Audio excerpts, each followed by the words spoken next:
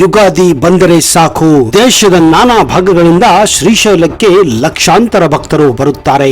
ಆದರೆ ಮಾರ್ಚ್ 20ನೇ ತಾರೀಕು 2025ರಂದು ಶ್ರೀಶೈಲದಿಂದ ಮಲ್ಲಿಕಾರ್ಜುನ ದರ್ಶನ ಪಡೆದು ವಾಪಸ್ಸು ಮನೆಗೆ ಹೋಗುತ್ತಿರುವಾಗ ಶ್ರೀಶೈಲಂ ಹೈವೇಯಲ್ಲಿ ಹಾಜಿಪುರ ಬಳಿ ಅಂಚಂಪೇಟೆ ಹತ್ತಿರ ಕಾರು ಮತ್ತು ಬಸ್ಸುಗಳ ಮಧ್ಯೆ ಡಿಕ್ಕಿಯಾಗಿತ್ತು. ಬೆಟ್ಟದ ಕೆಳಗೆ ಚಲಿಸುವಾಗ ಬಸ್ ಇದ್ದಕ್ಕಿದ್ದಂತೆ ನಿಯಂತ್ರಣ ಕಳೆದುಕೊಂಡು ಕಮಲಿನ ಕಡೆಗೆ ಜಾರಿತ್ತು. ಆ ಘಟನೆ ನಡೆಯುವಾಗ ಬಸ್ಸಿನಲ್ಲಿ ಸುಮಾರು 60 ಜನ ಇದ್ದರು. ಆದ್ರೆ ಮುಂದೆ ಆಗಿದ್ದೇ ಒಂದು ಚಮತ್ಕಾರ. ಅದಕ್ಕೆ ಮಲ್ಲಯ್ಯನ ಪವಾಡ ಅಂದರೆ ತಪ್ಪಾಗಲಾರದು.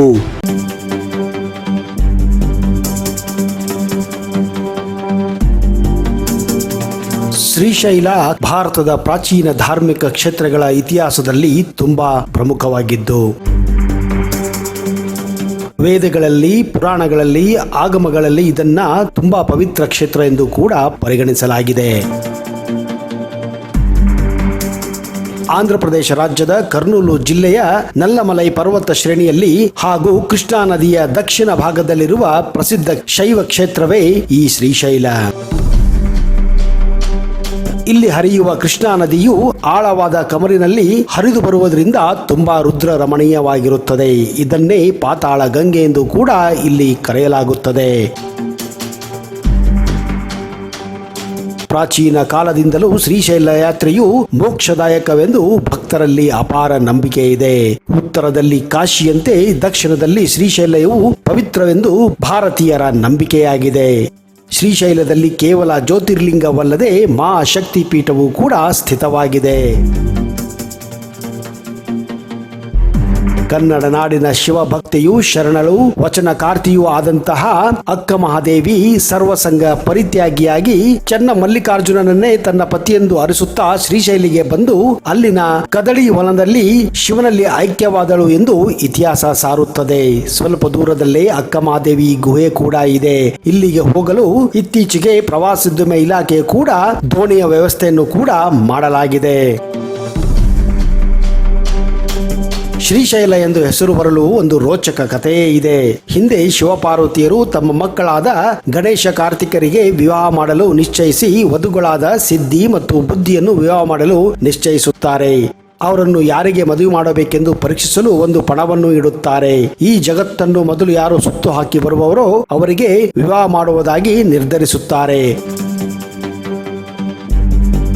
ಕಾರ್ತಿಕೇಯನು ಅವನ ವಾಹನವಾದಂತಹ ನವಿಲ ಮೇಲೆ ಇಡೀ ಜಗತ್ತನ್ನು ಸುತ್ತಿ ಬರಲು ಹೊರಡುತ್ತಾನೆ. ಆದರೆ ಗಣೇಶನು ಶಿವಪಾರ್ವತಿಯರೇ ಜಗತ್ತಿನ ಸ್ವರೂಪವೆಂದು ತಿಳಿದು ಅವರ ಸುತ್ತು ಒಂದು ಸುತ್ತು ಹಾಕುತ್ತಾನೆ. ಅದನ್ನು ಶಿವಪಾರ್ವತಿಯರು ಒಪ್ಪಿ ಗಣೇಶನಿಗೆ ಸಿದ್ಧಿ ಮತ್ತು ಬುದ್ಧಿಯನ್ನು ಕೊಟ್ಟು ವಿವಾಹ ಮಾಡುತ್ತಾರೆ. ಆಮೇಲೆ ಕಾರ್ತಿಕೇಯನು ಜಗವನ್ನು ಪ್ರದಕ್ಷಿಣೆ ಮಾಡಿ ಬಂದು ನೋಡಿ ಸಿಟ್ಟಾಗಿ ಕೈಲಾಸವನ್ನು ಬಿಟ್ಟು ಕ್ರವಂಗ ಅಂದರೆ ಶ್ರೀಶೈಲದ ಪರ್ವತಕ್ಕೆ ಬಂದು ನೆಲೆಸುತ್ತಾನೆ. ಶಿವಪಾರ್ವತಿಯರು ಅವನನ್ನು ಹಿಂಬಾಲಿಸಿ ಬಂದು ಅವನಿಗೆ ಸಮಾಧಾನ ಮಾಡಲು ಪ್ರಯತ್ನ ಮಾಡುತ್ತಾರೆ. ಆದರೆ ಅವನು ಒಪ್ಪುವುದಿಲ್ಲ ಹಾಗೂ ಬೇರೆ ಪರ್ವತಕ್ಕೆ ಹೋಗಲು ಆಗ ದೇವಾನು ದೇವತೆಗಳು ಕುಮಾರನು ಶಿವಪಾರ್ವತಿಯರು ಅಲ್ಲೇ ಬಂದು ನೆಲೆಸಬೇಕೆಂದು ಕಾರ್ತಿಕೇಯನು ಬೇಡಿಕೊಳ್ಳುತ್ತಾನೆ. ಆಗ ಶಿವಪಾರ್ವತಿಯರು ಕೈಲಾಸವನ್ನು ಬಿಟ್ಟು ಈ ಶ್ರೀಶೈಲ ಪರ್ವತದಲ್ಲಿ ಬಂದು ನೆಲೆಸುತ್ತಾರೆ. ಆದ್ರಿಂದಲೇ ಈ ಕ್ಷೇತ್ರವನ್ನ ಶ್ರೀಶೈಲ ಎಂದು ಹೆಸರು ಬಂತೆಂದು ಐತಿಹ್ಯ ಇದೆ.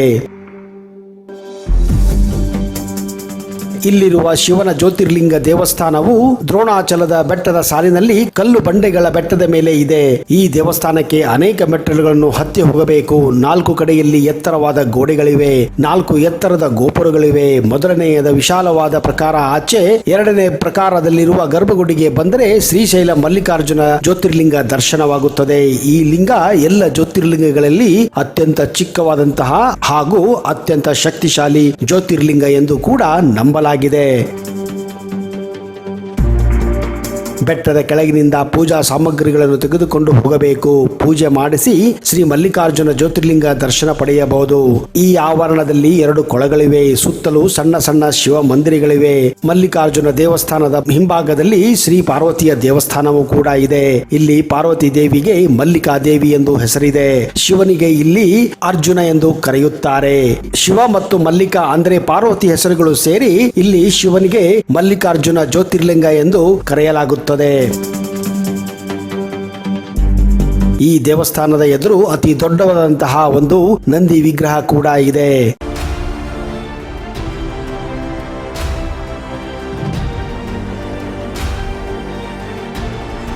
ಶ್ರೀಶೈಲಂ ದರ್ಶನ ಪಡೆದು 2 ಕಾರುಗಳಲ್ಲಿ ಕರ್ನಾಟಕದ ಒಂದೇ ಕುಟುಂಬದ 12 ಜನರು ಗುಲ್ಬರ್ಗಾಕ್ಕೆ ಹಿಂದಿರುಗುವುದು ವರದಿಯಾಗಿತ್ತು. ಹಾಜಿಪುರ ಚೌರಾಸ್ತಾದಲ್ಲಿ ಹೈದರಾಬಾದ್ನಿಂದ ರಂಗಾಪುರ ಜಠಾರದ ಕಡೆಗೆ ವೇಗವಾಗಿ ಬರುತ್ತಿದ್ದ ಕಾರು ಕರ್ನಾಟಕದ 2 ಕಾರುಗಳಿಗೆ ಡಿಕ್ಕಿ ಹೊಡೆದಿತ್ತು. ತಲೆಗೆ ಗಾಯ ಆಗಿದ್ದ ಬಿಲಾಲ್ ಸ್ಥಳದಲ್ಲಿ ಸಾವನ್ನಪ್ಪಿದ್ದ ಮತ್ತು ಗಾಯಗೊಂಡ ಇತರ 5 ಜನರನ್ನ 108 ಆಂಬ್ಯುಲೆನ್ಸ್ ನಲ್ಲಿ ಆಸ್ಪತ್ರೆಗೆ ಸಾಗಿಸಲಾಗಿತ್ತು. ಏತನ್ಮಧ್ಯೆ ಅಂಚಂಪೇಟೆ ಮಂಡಳ ಮಿತಿಯ ಉಮಾಮಹೇಶ್ವರ ಸ್ವಾಮಿ ದೇವಸ್ಥಾನ ಘಾಟ್ ರಸ್ತೆಯಲ್ಲಿ ಟಿಎಸ್ಆರ್ಟಿಸಿ ಬಸ್ ನಿಯಂತ್ರಣ ಕಳೆದುಕೊಂಡು ಸುಮಾರು 60 ಪ್ರಯಾಣಿಕರು ಕೂದಲೆಳೆ ಅಂತರದಲ್ಲಿ ಪಾರಾಗಿದ್ದಾರೆ. ಮಹೇಶ್ವರ ಸ್ವಾಮಿ ದೇವಸ್ಥಾನದಿಂದ ಅಂಚಂಪೇಟೆ ಕಡೆಗೆ ಹೋಗುತ್ತಿದ್ದಾಗ ಈ ಘಟನೆ ಸಂಭವಿಸಿದೆ.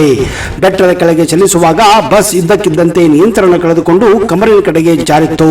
ಆದರೆ ಬಸ್ ಚಾಲಕನ ನಿಯಂತ್ರಣ ಮರಳಿ ಪಡೆಯುವುದರಲ್ಲಿ ಯಶಸ್ವಿಯಾಗಿದ್ದ ಮತ್ತು ಬಸ್ ಅನ್ನ ತಕ್ಷಣವೇ ನಿಲ್ಲಿಸಿದ್ದನು. ಎಲ್ಲಾ ಪ್ರಯಾಣಿಕರು ನೆಮ್ಮದಿಯ ನಿಟ್ಟುಸಿರನ್ನ ಬಿಟ್ಟಿದ್ದರು. ಆಗ ಆ ಬಸ್ ಡ್ರೈವರ್ ನೆನೆಸಿಕೊಂಡಿದ್ದೇ ಮಲ್ಲಯ್ಯನನ್ನ ಎಂದು ಆ ಬಸ್ ಡ್ರೈವರ್ ಖುದ್ದಾಗಿ ಹೇಳಿದ್ದಾರೆ. ತಕ್ಷಣವೇ ಅವರ ಮುಂದೆ ಮಲ್ಲಯ್ಯ ಬಂದ ಹಾಗೆ ಆಗಿತ್ತು ಎಂದು ಅವರು ಹೇಳಿದ್ದಾರೆ. ಇಲ್ಲದಿದ್ದರೆ ಇವತ್ತು ತಾವು ಜೊತೆಗೆ 60 ಜನ ಪ್ರಯಾಣಿಕರು ಬದುಕುತ್ತಿರಲಿಲ್ಲ ಎನ್ನುವುದು ಅವರ ಮಾತಾಗಿದೆ.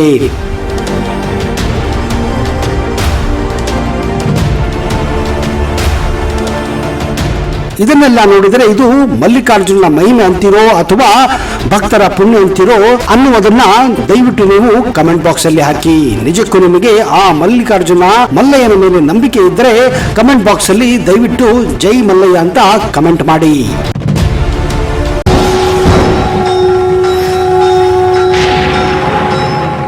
ಶ್ರೀ ಮಹಾಪ್ರತ್ಯಂಗಿರ ಚೌಡೇಶ್ವರಿ ಜ್ಯೋತಿಷ್ಯ ಫಲ ಪಂಡಿತ್ ವೈದ್ಯಮೋಡಿ ರಾಮಜ್ಜ ಶ್ರೀ ಆಂಜನೇಯ ಸ್ವಾಮಿಯ ಆರಾಧಕರು, Indian famous astrologer. Get 100% solution to all your problems.